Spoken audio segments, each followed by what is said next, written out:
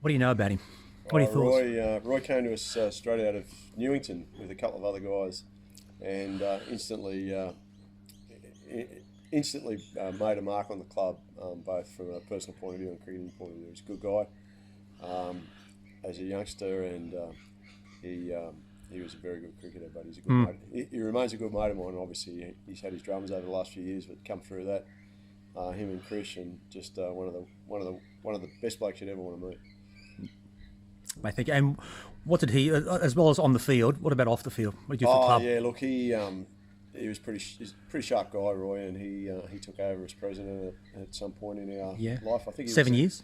He was there at the point of the amalgamations. He was. He was. He bookended it. Yeah, he was the Bexley, and then he finished when it was George's River.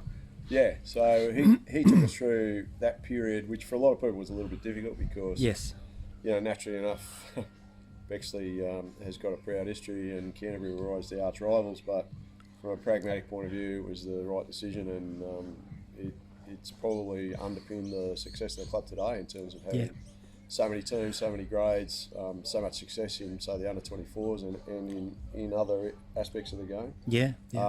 And Roy pushed that through in his own gentle but very smart manner, and even to the point where we had to change our name twice, but it's made absolute sense. And there was no rancor at all really from the Bexley boys. I know that some of the Canterbury guys didn't really like the whole issue, but when I think it was at the start of the season, he got a phone call from Levo to say we got 9 players for 4 grades, and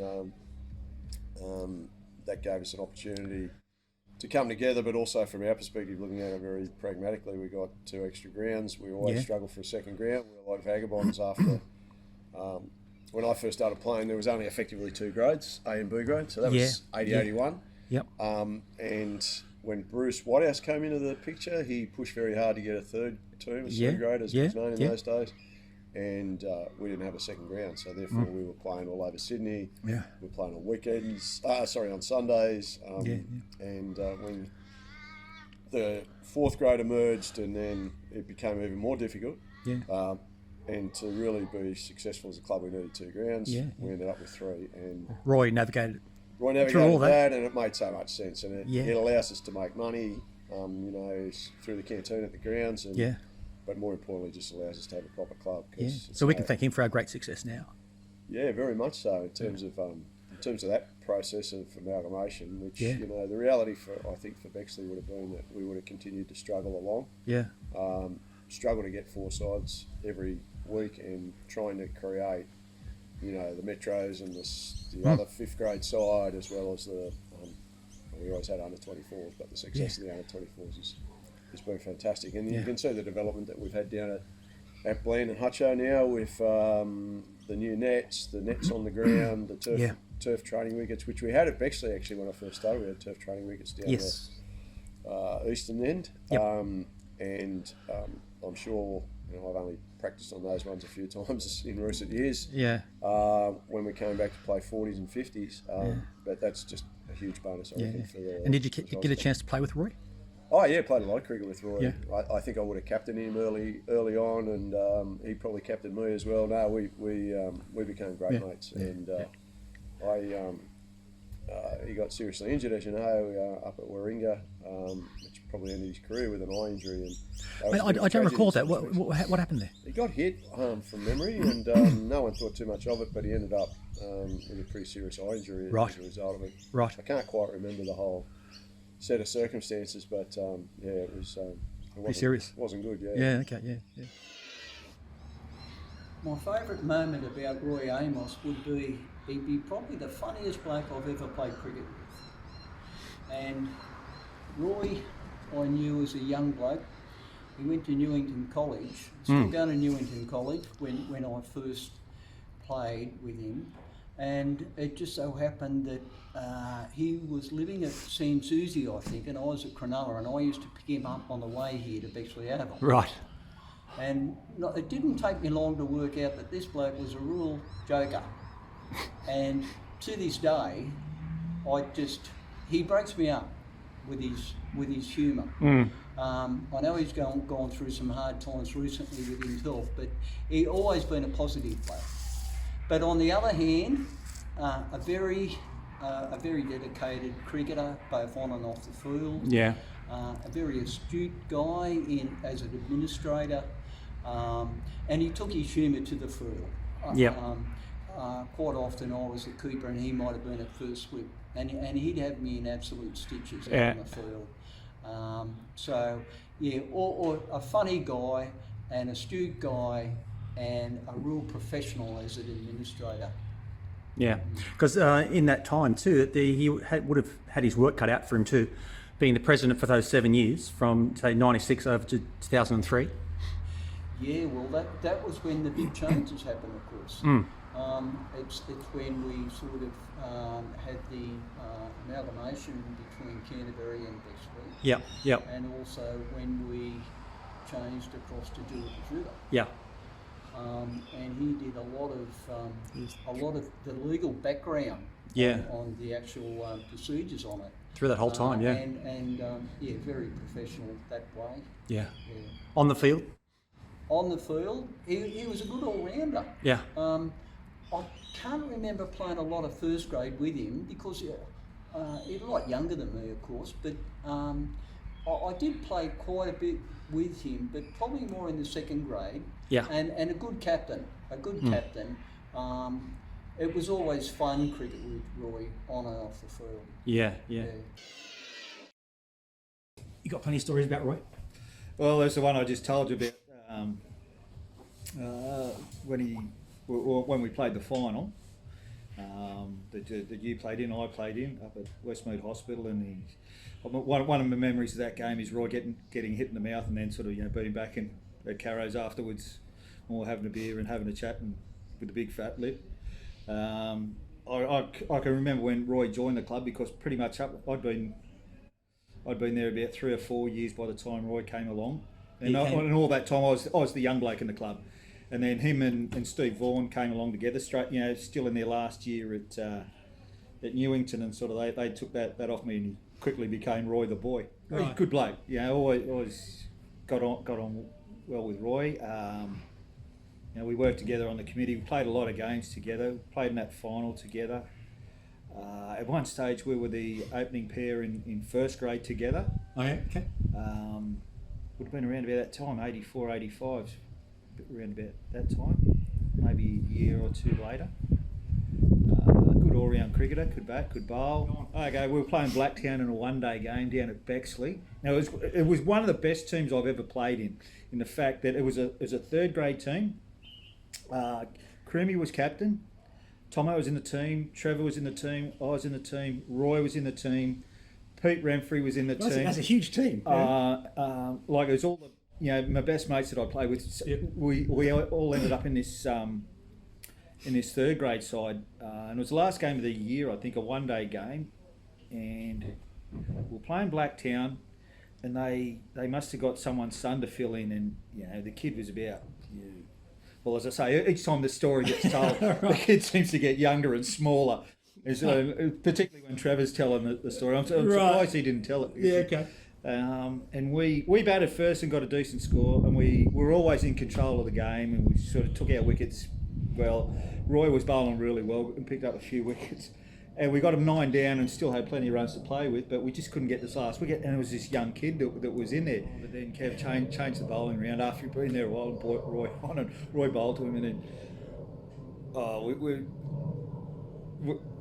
I think it's actually sort of been just short of a length and come up a bit. And the kid's gone like that, a bit like what Al was talking about there. Got a top edge, hit him in the face, and flown up, and it's gone to, bobbed up the slip. We've taken the catch, we won the game, so we're all going off. Yeah. But we just always give Roy stick about bouncing to win the game. He had to bounce at 13. Yeah, that's right. As I say, when the story was first told, the kid was about 16, 17. Yeah. Each time he gets told, he goes down a year and drops about 6 inches in height. Yeah. Tell me about when he was president for 7 years as well. That was a challenging time. That's when Bexley to the amalgamation, then to Georges River. Yes, and even before that, we because we were doing it a bit tough for numbers.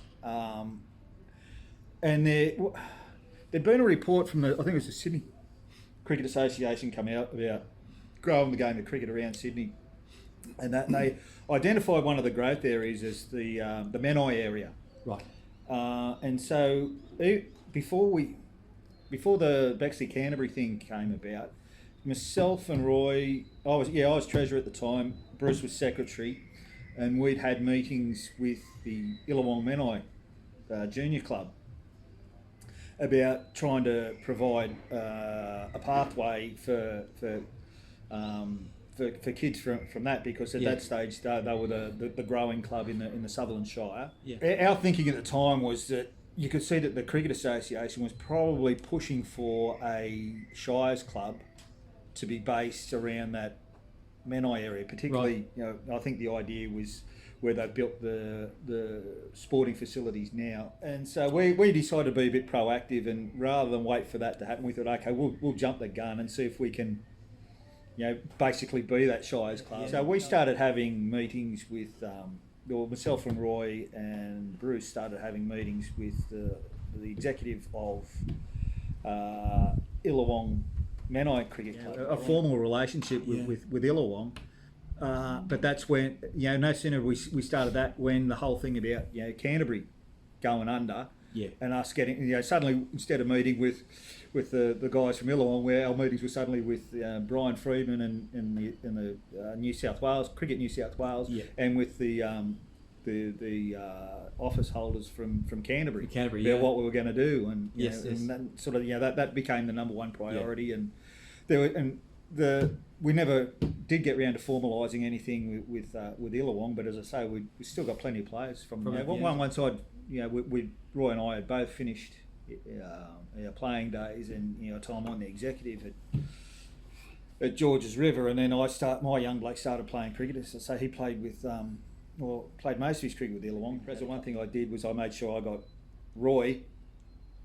I got him not just onto the committee there, but I got him in as vice president. And I served 3 years as president there. And Roy, from the moment I took it on, Roy was always my succession plan. Yeah. What do you remember about Roy? Roy's one of the funniest blokes I've ever played cricket with. A very, very funny man. Also one of the most passionate guys around the club. On the field, could always rely on Roy to lighten the mood, but also on the field, one of the best competitors you've got, one of the beautiful classical style batsmen, which probably should have more runs than he did, but a really clever medium pace bowler. Who bowled us, him and 3 other medium paces, bowled us to a premiership when we won 4th grade in God knows when that was, but it was a long time ago, in the 90s sometime. Yeah. On the back of him, coming back that year actually, he hadn't been around for some time, and he wasn't afraid to take on responsibility as president of the club.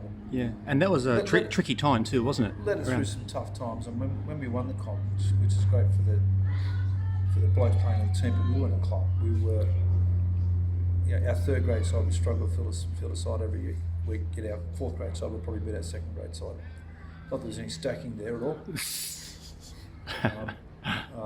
We moved a couple of players down from 2nd grade with 5 rounds to go. Michael Schmoll and I can't remember the other one was. But it was a really rocky time, and we were really cooked. We remember the presentation day. It was at Paul Thomas's house on his porch, and we had about 10 people there. Yeah, and that was in Roy's time. That was in Roy's time. And what we tried, and not saying this thing is Roy's fault, please don't get me wrong. Whatever we tried, nothing seemed to work. Yeah. There was no real club spirit around that time. We're all happy we won a competition, but we do far better now. Yeah. Under the current structure we've got, But having said that, looking at the history, I've seen there's a core of players, and Roy is one of them. Yep. And it would have been on the backs of guys like Roy who would have got the club through. Absolutely, because when I first came to the club in 1986, 87, Roy was playing 2nd grade. I started the year with you, wasn't it? 3rd grade? Or did you come the year after? No, I came with you. Okay. Yeah, you dragged me along. I think you played higher grade straight away. Allegedly. And I met Roy through that, and people like him and Marty and Kevin people like Peter Shields, who's went and played a bit of grade cricket with Bankstown over in Campbelltown. There was a core of guys, a lot of guys that came from Grandview's Cricket Club, as we did. Yes. And then Kevin and all his mates came through the Bennelong Cricket Club. Okay. Which is played in the Canterbury. Kevin played in the Canterbury comp. Actually played against Kevin when he had hair in the Canterbury comp. So, I remember my first year with Kevin, and he had hair. Yeah, quite a shock. He had a mullet. And it was core of those two guys. Then I think Roy and Marty, for argument's sake, weren't great with St George, and they said go down to Bexley and earn your stripes there, and that's as far as they got. Yeah. And really good club, man. Great guys. Heart and soul of the joint, and were with us through the good times, and certainly the tough times in the 90s. Gotcha. Yeah, he's a good guy, great guy. Yeah. Sound like Donald Trump, don't I? Played from 84 to 99? Yes. Private school wanker. No. Very good fella, but yeah, I don't think we'd had too many private school boys that come along to the club, and he came along, this skinny little bloke. Didn't like beer being poured on his trusty Newington blazer. No. So that was a bit of a drama at one of the end of season functions. Really good fella to have as a teammate. Very funny, and you could take the mickey out of him and he'd take it out of you, and it was all good friendly banter, and could take a dislike to some of the opposition players, particularly someone in particular from Macquarie Uni. So that was a really good fella to have along. I think that story rings a bell, actually. Roy may have touched on that. Yes, yeah. His father was a judge. Didn't do a great job with the Super League case, but Roy certainly let his the son know what he thought of him, and he wasn't the only one that told Simon what we thought of him either. But he was the right fellow to be president of the club when the demise of Canterbury. I know some people won't like me to use those terms, but when he was contacted by Sterling, he was the right fellow as president to sort that out, and we did well out of that, to be honest. Canterbury couldn't fill their side, so we'd always struggled for a second ground, so all of a sudden we had 3 grounds, and we still have today, so that was good. And we also picked up some really good blokes from Canterbury that we still got a couple playing with us, so it was unfortunately one of those things at the time, but we move on. Memories of Roy on the field? On the field, he probably admit as well that he didn't do as well as what he should have. He had all the style, but that might have been all the coaching he got there at Newington. He's probably a better bowler than when he was a batsman, and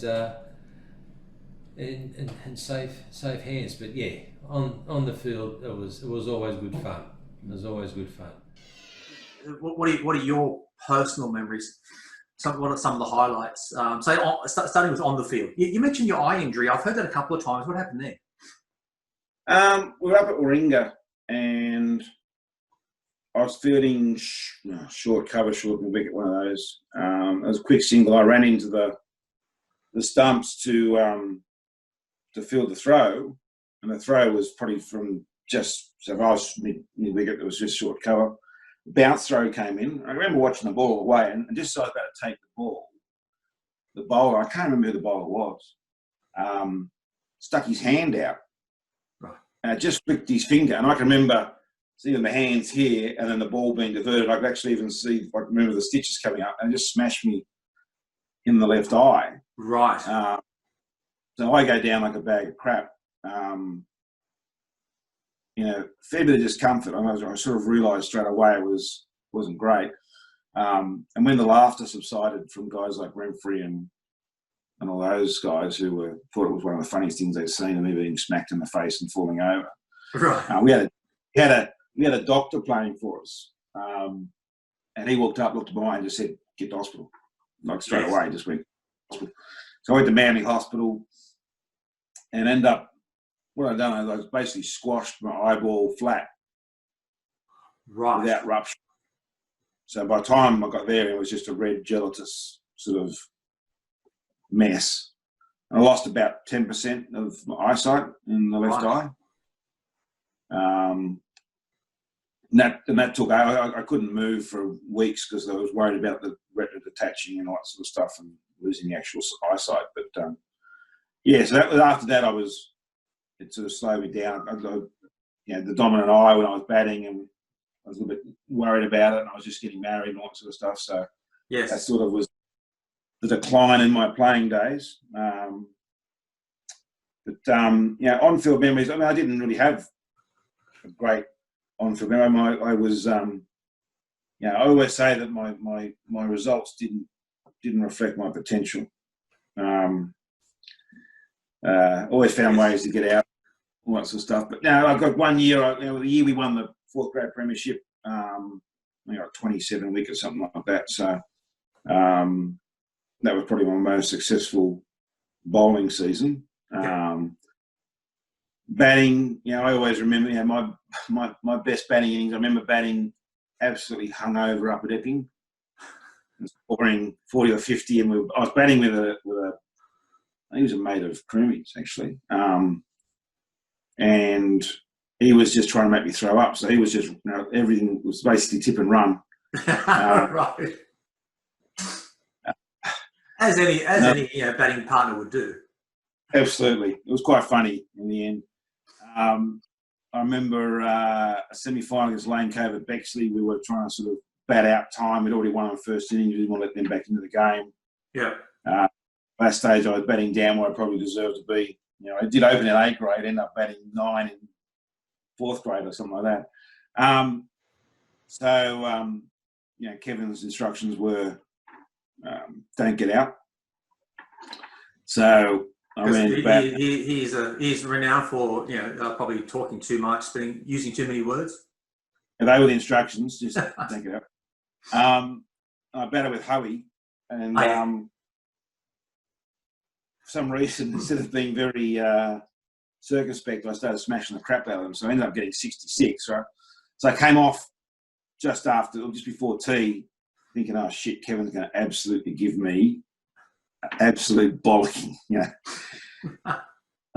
Luckily, Howie and I had done more than we thought, and we were at 300 in front and couldn't lose. So that was the only time I saw Kevin. He says, "Don't worry, we're 300 in front." That's all he said, and then just turned around and walked off. It wasn't a well done. Oh, really? Not even well batted, no. That's a beauty. We're talking in the stand. I said, "Mate, if I get a 50, I'm doing a handstand." I remember hitting a 6, and all I heard was Renfrey's voice going, "Handstand, handstand." But no, look, most of my on-field stuff is more about things that happen on the field with other guys. Fielding in slips and having Jeff Lewis try and teach me the way to catch a ball in slips is to let it hit your chest. Right. Fair enough. And then he did that one. No, then he did that and collapsed on the ground in front of me. His theory was hit and then grab it to your chest. Peter Shields is bowling, this ball's flying through, and he's gone crack. And you hear this buddy almost like his sternum had cracked. Right. I remember, Dave Neve keeping to Peter Shields on a wet deck, and he's saying, "Dave, come up to the stumps." So Neve comes up to the stumps. That doesn't sound good. First ball's a bouncer, so Dave goes back. So Shields gets the shits. And I think one of the next balls, Dave got his hands to here, and the ball went through and smashed him in the face. Pete Renfrey diving at Rothwell and basically putting his head into a ditch, and all you can see is his legs sticking up out of the ground. Those sort of things. It was more the fun we had and the off-field stuff. On-field. I'm probably glad I played for the number of seasons I did to make my numbers look a little bigger than they really deserve to be. I wasn't the smartest cricketer back then, I have to say. I remember hitting 5 sixes in an over at Bland, Right. and going for the 6th one and getting caught in the boundary. So all that sort of stuff, rather than simply just taking the medicine and moving on. But No, you got to hit 5. Gee. Yeah, I know. This guy's bowling full tosses at me, and I fell for the trick. He got me. Right. Well, can I ask you about your time off the field then? Because you were president at a really challenging time. I mean, 7 years from say 96, 97 to 02, 03. You started off as the Bexley president, ended up as the Georges River president, but a lot happened in between. Well, I ended up as the Canterbury Bexley president, I'm pretty sure. We went from Canterbury Bexley to Georges. Yeah, so we had 2 name changes and look, that was a fairly interesting period. I think it was That would have been a tough time. It was far busier than we thought was going to be the case, that's for sure. The Canterbury, I won't really call it a merger, but rather sort of the integration was probably the most challenging, because at the time, the Sydney Cricket Association were in charge of Shires. There was no Shires sort of committee focused on Shires. Right. And Noel Laming was the president, and their focus then was really not to lose Canterbury. So they actually wanted us to bring the Canterbury players in, and then in the following season or two resurrect Canterbury, which wasn't ideal for us, because then they only had 18 players, but there would have been 18 players that we would have normally had in our club, and we would have been short of players back then. So there's a whole lot of manoeuvring around all that, but in the end it worked out, and there was managing the personalities of Chris Levings and those guys was always interesting, but we did pretty well. But we also picked up some club legends. You got Gav Scott and Ian Edwards, Alex Connery, and all those guys all came from that Canterbury side of things. So that's right. Great players. That was certainly interesting. At the same time, then you're picking up grounds, and you're picking up all that means in the budgetary stuff. You're changing names. We're doing constitutional stuff. We were trying to, I think we brought in the club logo at that time. Yep. And Bruce, that's why I was lucky to have Bruce, because he had all these big ideas too, which was great. Yeah. So it really was a real strong joint effort, and we had some good people around the committee as well at the time. Bruce was very lucky to have Bruce, because without that, I don't think most of that would have happened, because it was too big just for one person. And then the last thing I did was the cooperation agreement with St George Grey Club. Yes. I'm not sure where it stands now, what version was, but I drafted that with John Jobson, and that was probably my last thing. We had the signing ceremony, and I basically stood down a week or so after that. So that's a tremendous legacy. That you've been through some bumpy times, but the club owes you, really, because it wouldn't be what it is today without what your work back then. So it's tremendous. Yeah, look, it was good fun. I enjoyed it. We used to have committee meetings during the day in my dining room at Padstow, because I was married and had young kids by then. But they were just good fun. We were able to do some interesting things. We just took, as I said, Bruce had lots of great ideas as well, and plus he didn't shirk any of the hard work. So it was just good fun going through all that. Working with the Cricket Association, and taking a punt on a change of name, and taking a punt on trying to get a bit more professional with clothing and that sort of stuff. I think we had our first paid player during that time too. We got Steve Luck and Robbie Luck. Yeah. Okay. Yep. And then at the back end, Mark England. What was the other way around? Before the other way around. So yeah, so big change around that time in terms of how we approached things. So yeah, it was good fun. Yeah.